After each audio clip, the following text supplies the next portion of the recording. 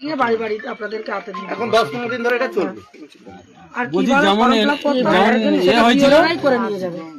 অন্নপূর্ণা ভান্ডারের ফর্ম নিয়ে মানুষের দুয়ারে বিধায়িকা রেখা পাত্র।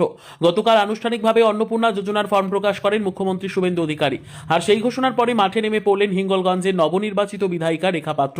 প্রত্যন্ত সুন্দরবনের মানুষের পাশে দাঁড়িয়ে বাড়ি বাড়ি গিয়ে নিজে হাতে মহিলাদের মধ্যে অন্নপূর্ণা ভান্ডারের ফর্ম তুলে দিলেন তিনি।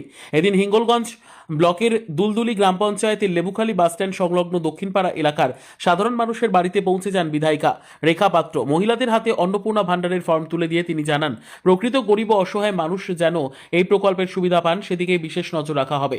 বিধায়িকা রেখা পাত্র বলেন, কোনো অনুপ্রবেশকারী যেন সেই প্রকল্পের সুবিধা না পায় সেটা আমাদের নিশ্চিত করতে হবে।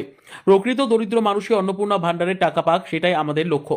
এদিন তার সঙ্গে উপস্থিত ছিলেন হিঙ্গলগঞ্জের বিডিও দেবদাস গাঙ্গুলি সহ একাধিক প্রশাসনিক ও স্থানীয় ব্যক্তিবর্গ।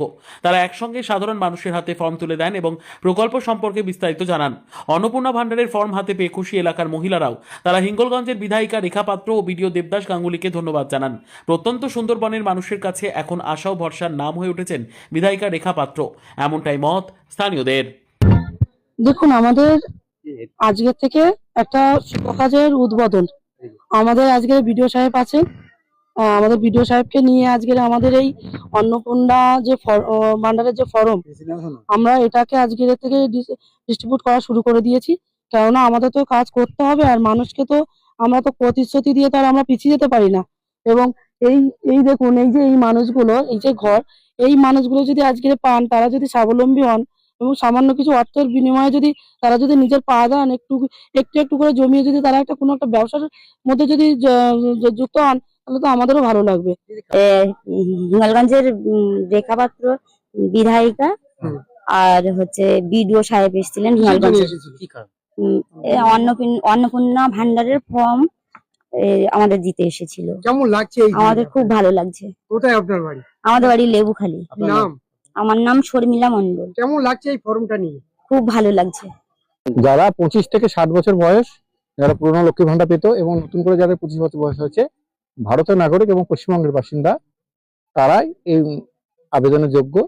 এবং আজকে এটা শুভ উদ্বোধন হলো। আমাদের মাননীয় বিধায়ক ম্যাডাম আছেন, উনি এটা বাড়ি বাড়ি গিয়ে উদ্বোধন করছেন। আমরা ফর্ম তুলে দিলাম। যারা এখানকার প্রাপক আছেন তারা এই ফর্মগুলোকে ফিল আপ করবেন এবং আমাদের বিএলওরা আসবে, তারা সহায়তা করবে। আশা করি আমরা আগামী দিনে একটা সুস্থ ভাবে আমরা সমস্ত যারা প্রাপক তাদের হাতে তুলে দিতে পারবো। আজকে থেকে শুভ সূচনা হবে।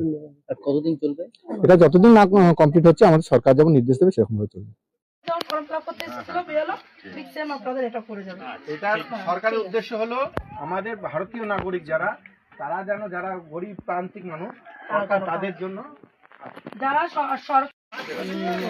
যোজনা ছিল, সেই লক্ষ্মীর ভান্ডার থেকে আমাদের এখন নতুন সরকার এসে মাননীয় মুখ্যমন্ত্রীর নেতৃত্বে অন্নপূর্ণা যোজনা, সেটাতে আপনাদের মাসে 3000 টাকা করে পাবেন। সেই জন্য আপনাদের আজকে শুভ উদ্বোধন হিসেবে আমাদের মাননীয় বিধায়কের